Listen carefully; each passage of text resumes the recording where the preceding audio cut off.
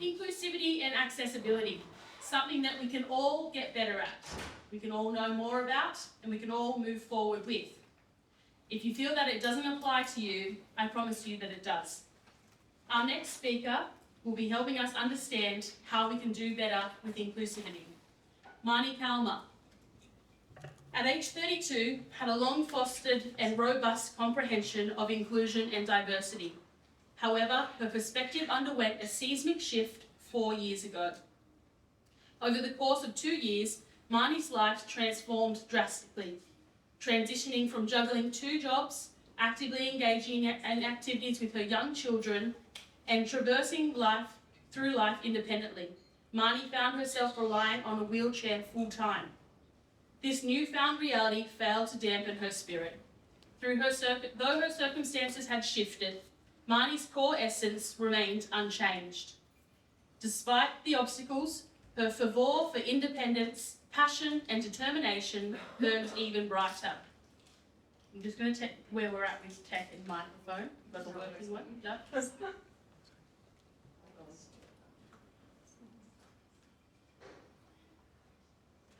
How are you all feeling? Yeah? Great. Hope you're finding today valuable so far. Thank you so much for all No worries. turning up for yourselves as well. Try and use some liquor. Oh, there you go. Okay. So please give a warm welcome to the stage, Marnie Kalma. Marnie Kalma.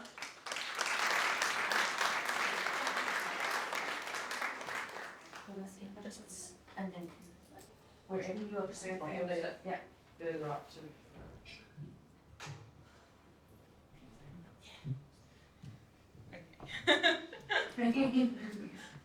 All right, after all of that, you've kind of gotten to know me already, so I'll just head off over there.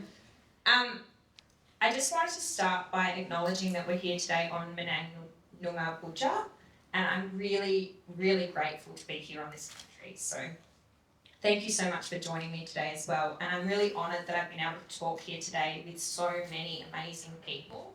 And there's so many amazing people sitting in this room. I'm just going to start by introducing myself. So Jasmine just did a short introduction then. And basically, my name's Marnie, and I'm a passionate, compassionate, heart-led and heart-centred person. And I just really enjoy life. I love being a friend, a mother, a sister, a daughter, and there's so much to me. But what happens is the first thing that most people see is my chair.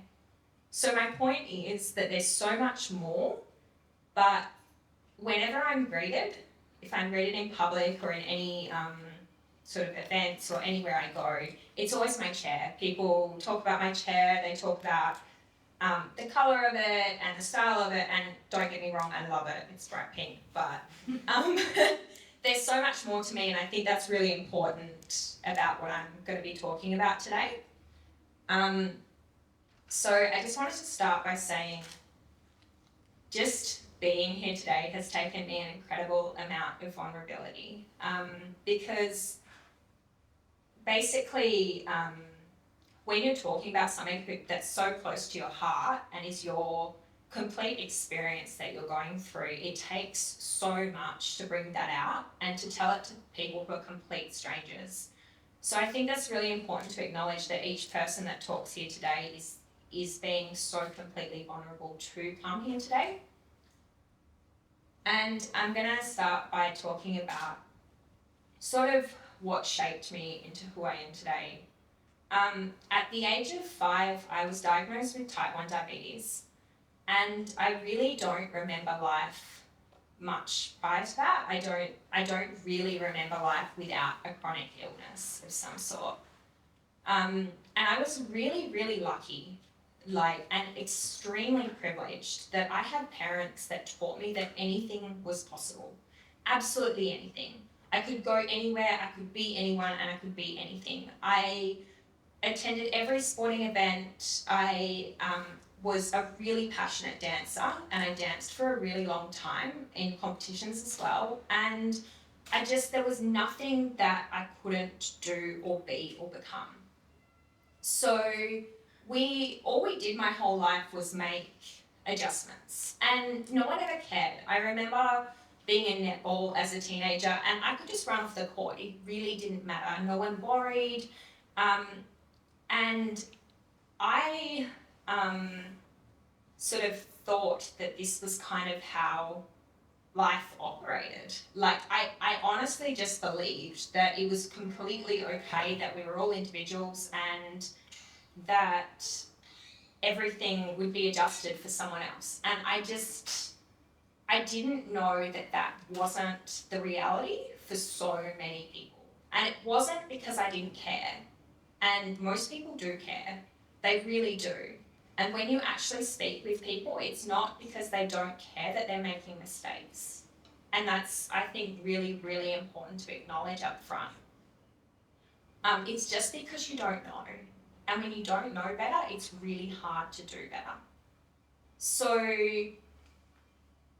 4 years ago, and this is the part of my story that's really, really vulnerable for me. 4 years ago, I started having a functional decline, and it started in the beginning of 2020 with the onset of severe fatigue. So at the time, I was 28, 29, had at that time 5 children that I was looking after, and I was just a really busy mother working 2 jobs, young children. Like, my youngest at the time was about 1. Yeah, I think so. Trying to go back. So I was really, really busy. So I just thought, oh, I'm just spreading myself too thin. I'm burnt out. There's too much going on. But as time kind of kept on going, it really wasn't that. So I adjusted my diet. I changed my exercise. I looked at everything that I could to try and change up what was going on. And I started working briefly on my mindset at that time as well, but it wasn't helping. And by the end of the year, the fatigue was affecting my muscles. I was really, really struggling in the evening after work, and I was working 2 jobs at this point. And in the evening, I was struggling to pick my legs up. I was struggling to move them properly, and it was quite a difficult period in my life because of that. So as I started searching for answers, and I am really, really privileged to be someone that has got a voice and has always been taught how to use my voice and advocate for myself and for my children. So I did, but it didn't work. So I would be going into hospitals and doctors, and no one knew, and eventually, after all the scans and all the tests and all of that, it came up that I had functional neurological disorder. And this was a big reason why I was kind of cast to the side from the beginning. Because a functional condition is basically something that's not structural. So you've got your conditions like MS, which is just a really easy comparison. Most people know what it is. And that's a structural condition. It's affecting the structure of the brain. But my condition actually affects the functioning within the brain and the software within the brain. So if you go to hardware and software like a computer, the software in my brain has almost like rerouted itself and rewritten itself. And no one's quite sure why. And there's lots of different opinions on that. And it's quite poorly understood within the medical community. And there's a lot of opinions within the medical community that it's the person's fault. It's made up in their heads, because that's exactly what everyone wants to do. Totally. I just really wanted a bright pink wheelchair, so I made this all up, guys. I'm sorry. But that's actually what you get told. So I spent years of being told that. within the medical community and within lots of other spaces. And it took me a lot of resilience to get to the point that I'm at now, where I'm okay to sit in front of 90 people and actually tell you what my condition is. And it actually took me several weeks to decide whether I was going to tell you or not. So, anyway, I was like, moving on. So basically, that's the story that led me to the point that I'm getting to now, where I ended up in a wheelchair full time. So my condition was progressive to the point it has been now, and has continued progressing. So I went from using crutches and walking sticks, and then I have gone to using a wheelchair full time. And unlike when I just had the type 1 diabetes as a child, when I started using the wheelchair, I all of a sudden saw every stop sign that society could possibly have given me. Like, it wasn't so easy to adjust anymore. And it didn't matter who I spoke with, the answer was usually no. It wasn't, yeah, okay, come on, let's see what we can do. It was, oh no, that's too hard. Like, there was all of a sudden countless places that I loved visiting that I couldn't go to anymore. I went from being able to do anything with anyone at any time to having to plan everything.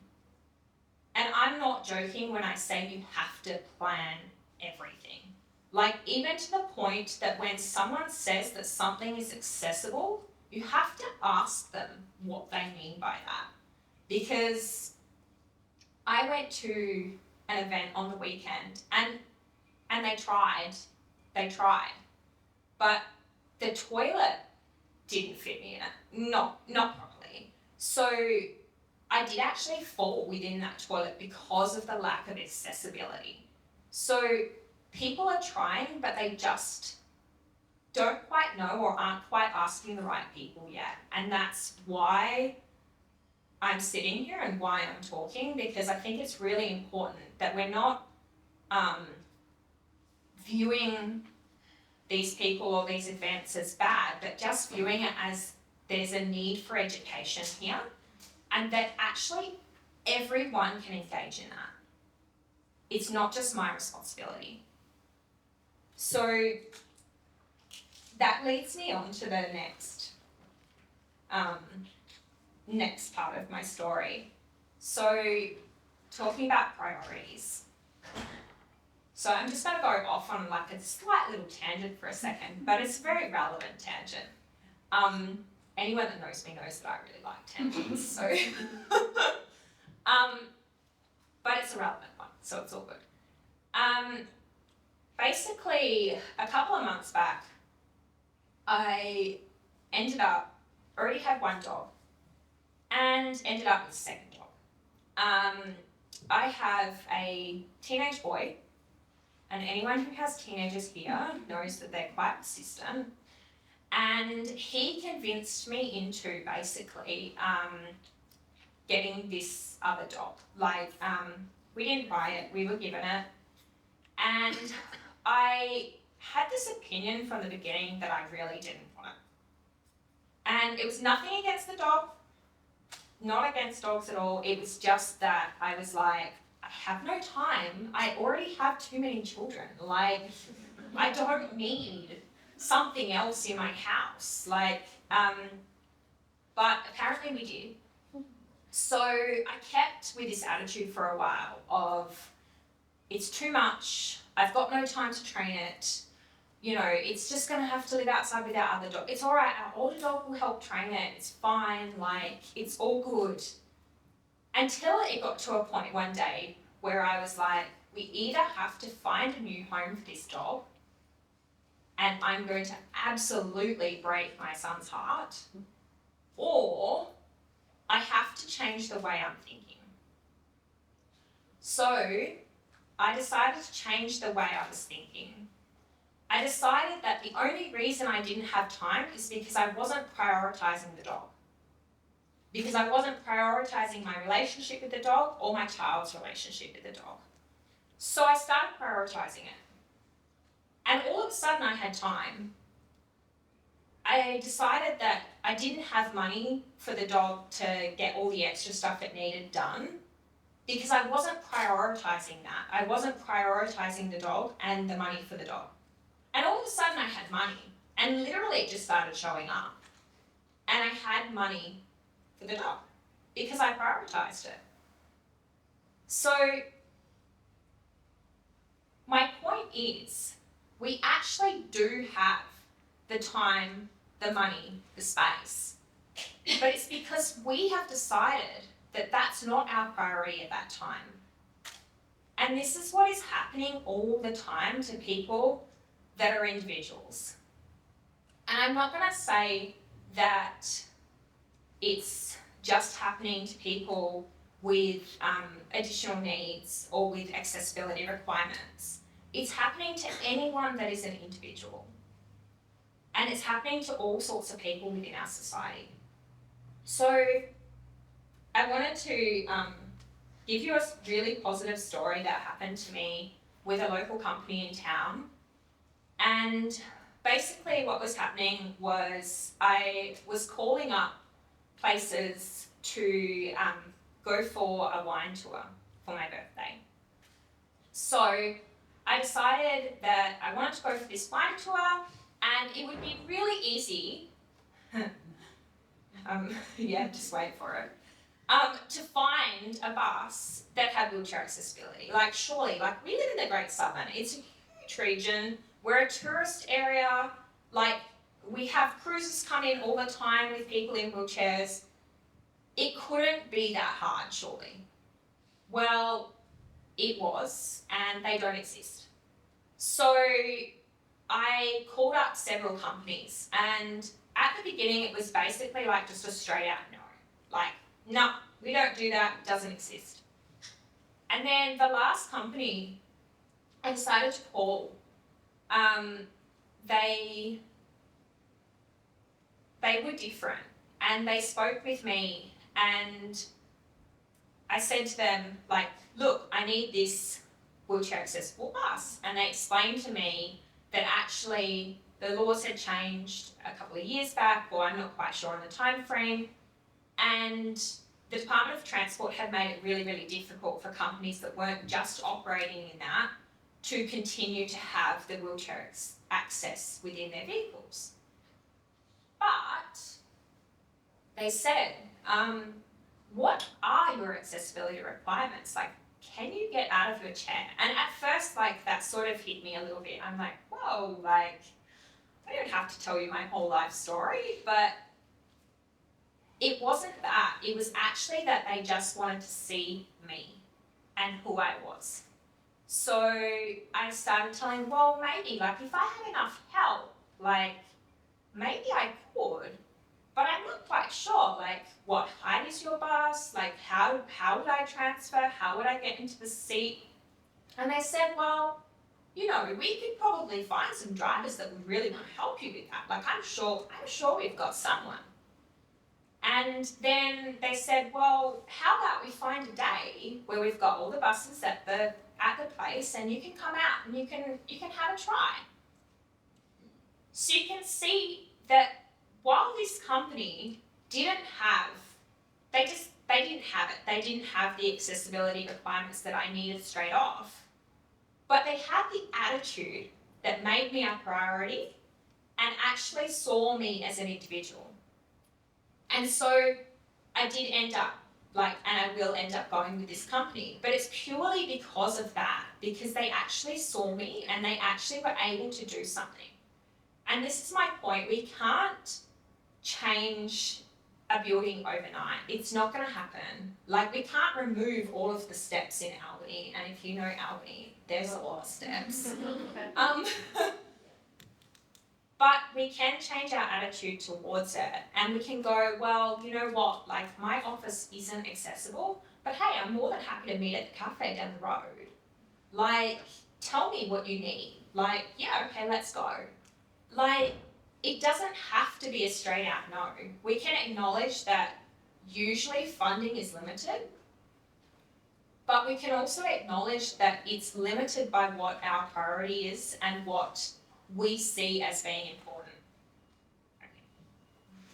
Okay. So I'm not very good at time. I like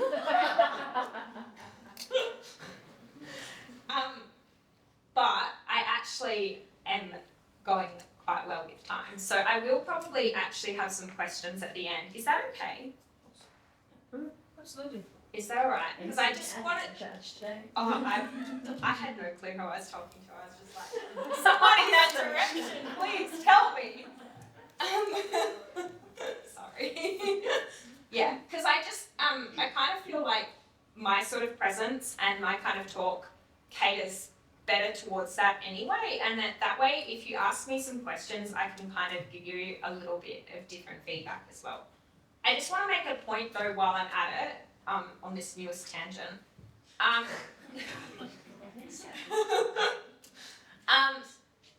speaking on behalf of me, so I'm not representing every person in a wheelchair and every person with a disability, and I think that's really, really important that we acknowledge that, because if I said to someone, I'm just going to pick you out for a sec. So if I said to you, you're going to stand up here and you're going to speak on behalf of every Caucasian 30 to 40-year-old woman, Yeah. we would all just scoff. Like, it would be like, what? Like, what are you talking about? How dare you? Yeah, like, you can't speak on behalf of me. You have to know who I am. But the reality is, in society, it's really, really common for that to happen to minority groups. And it happens a lot within the disability space. I have seen it happen within the Indigenous space as well, and that's not mine to comment on because it's not my story. But I've seen it happen within a lot of minority spaces. So I just wanted to say that I'm not here speaking on behalf of everyone today. These are my stories and this is my experience, and every single person has a different experience, so it's really important to ask individuals what their story is, if they're willing to tell you, and if they're not, well, oh well. So basically, what I really wanted to say is that for me, it's really important what's on the inside. And I'm not just inspiring because of my wheelchair. Like, there's so much more to me than my conditions and my disabilities and my accessibility requirements. And I think that's really important for us to acknowledge, because it would be like me saying that it's your brown hair that defines you. And that would just be completely ridiculous. So if anyone can take anything from today, I think it's really important that we acknowledge that each one of us are responsible for including others, and each one of us are responsible for the way that we think about inclusion in society, and the ripples and the waves that we spread because of that. Because the way the company treated me and how they listened to me and how they heard me, that spread a light to me that I could then spread out to many others in the world as well. So each time we do that, and like Bernice Gilly said before, just the smile, like each time we do that, it has an unbelievable impact on the person that we're helping with that. Cool. Let's spread it out. Someone else can have the microphone. Who's got a question? This is a good one. Just swap it over. We should do Dodgy one. Who's first to ask a question?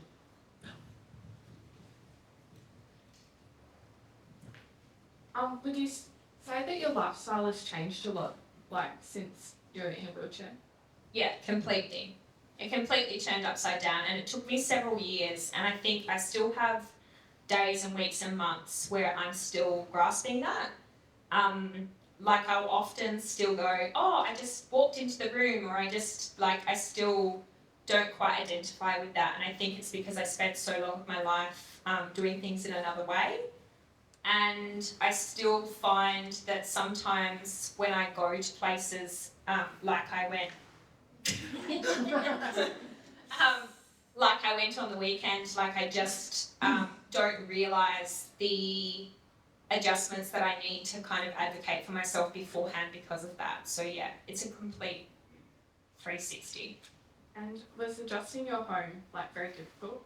I was actually really, really lucky because we moved house at kind of a similar time to when I ended up going into the wheelchair. And we actually got a government housing house that had accessibility. I did have to advocate quite strongly for the fact that I needed an accessible kitchen because apparently I was meant to have a carer and not be the carer for my children. So that took probably about 12 to 18 months. But once we got through that, it was really, really good. Thanks. Thank you. Anybody else? Don't be shy. Come on. I'm really interested to understand how you manage your energy. So I'm imagining that every extra thing that you need to consider, or every extra choice that you have to make, or everything that you need to ask someone else to do, or to consider for you, is so many extra steps that you have to take inside your brain. So I'm just interested to hear how you manage that and don't get frustrated. or how you don't express your frustration. I'm human. I do get frustrated. But no, I have a lot of things in place, and I actually have learnt that I can't just do this life by myself. And like I think it was Venice talking before about how we're all connected. And I had to go through a really big growth period to kind of understand that it was okay to rely on others, and it was okay for me to give things away to others and me not do everything. So I have a really amazing team of support workers, therapists, and friends and family, and that's kind of how I do it. I do pass some things off, and then I keep the things that are really important to me, and I do those things. And some things I just don't do. Some things I just miss, and I've gotten to the point now where I just admit it, and I'm like, I'm really sorry, I completely forgot to do that. I'll do it now. So yeah, that's kind of how I get through. Anyone else? Hi, I'm just interested in, like you were saying that the disability that you're talking about was not really something that's well understood and well known. Yeah. I'm just interested in how you, sorry, I'm trying to find the right words. When you have kind of a common disability, there's kind of a pre-built pathway, and doctors and everybody that go, oh, well, you do this and you do this and blah, blah, blah. I'm just interested in how you kind of manage trying to build that process yourself, and like where you got your inspiration and ideas from, I guess. Does that make sense? Yeah. I'm wondering if I'm allowed to swear. It's been a bit of a shit fight, to be honest. I couldn't think of any other words, so I was like, because nothing else really sums it up. But a lot of advocacy, a lot of like fierce advocacy from a lot of different people, and I had to hand that out to different people as well, and I had to really work out which agencies and which therapists and which people could stand up for me. And I still have constant issues with that, especially within the medical community. I actually had a doctor, a highly trained doctor, not a standard doctor, a specialist, say to me that if I was more positive, I would walk. And these comments are not like rare. They're not rare. And this condition's actually not rare. It's actually, I think, the second most common reason behind headache for why people go to a neurologist. It's actually really, really common. It's just that the condition's really broad. It's like a massive umbrella. So it covers so many different presentations and so many different people. And there's just not a lot of really good research that's gone into it. We do have one really good organisation within Australia called FND Australia, the Functional Neurological Disorder Australia, and they do some really amazing research, and they've been really, really like pioneers in it. And they do a lot of talks around Australia trying to like raise awareness for how to speak to people with functional conditions. But yeah, basically, I've had to just make my way through, and it has been really, really hard at times. But I have found some really amazing people, and it has reminded me constantly of how lucky I am to have the voice that I have. And because of the nature of my condition, there's been a few times where I haven't been able to use my voice. And it's really, really eye-opening as to how much worse I'm treated in those moments. So it's eye-opening that there's so many people who don't have that privilege of the voice, that are here in society and that are really, really struggling because of it. I think there was a lady over here with a question. I don't know about time, so Last question. last question. Sorry, thanks for your presentation today, but I was just wondering, I know that there's probably a lot of places where you aren't included.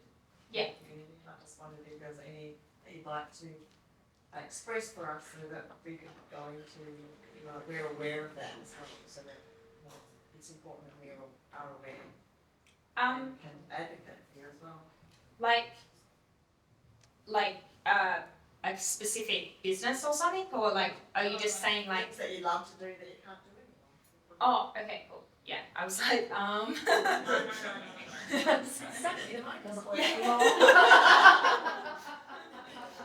mean, I'm okay to swear, but maybe that's not okay. Yeah, so I think it kind of goes into everything. So we are really lucky in some aspects that most places like that we eat at and things like that, they do have to have accessibility. What they don't tell you is that it doesn't have to be the same as everyone else. So you can go through a kitchen or a bathroom or a back door, or it can be locked, and then you have to like send friends over the fence to try and get them to unlock it, like all those crazy kind of things. So I think it's really important that if you're speaking with business owners or starting a new business yourself, have a look at like your accessibility, and not whether you tick the box, because we're really good at box ticking, but actually whether it is the same or similar to what you're asking everyone else to do. So if everyone else is going through a specific door or a specific entrance, why would you expect someone else with an accessibility requirement to go somewhere else? And I had the same sort of thing on the weekend at the event I went to, and they closed off an accessibility area for accessible seating, but you were only allowed to have one other person go in with you. So I'm not allowed to have any friends. But it wasn't just that, they had put the area inside the toilet, so they put the accessible toilet and then they closed it off and said, okay, this is our area where our accessible people are going to sit in here. Because we all love sitting and eating and that next to a toilet, right? Like that's exactly what everyone's going to want to do and exactly where everyone's going to want to sit. And then, wait, I'm trying to get to my point because I just lost my point. But so they'd segregated us in that way, and then they had also not looked at whether the toilets were the same. So it was a nighttime event, or at least going into the nighttime, and all of the other toilets had lights, which is kind of just what you'd expect, right? Like everyone had lights. I didn't. I didn't have lights. So they had ticked their box for providing an accessible area and accessible toilet, and I'm really glad that at least venues are starting to look at that, but they hadn't actually looked at whether it would be usable. So I think it's really important that when people are going out into society and seeing these things, you actually just say something. Email the event organiser, email the person within the organisation, email the business owner, or talk with the businesses that you are friends with, and just let them know that, oh, I can't speak on that, but I did hear that like people do like to be treated the same. Yeah, dignity, yeah, exactly.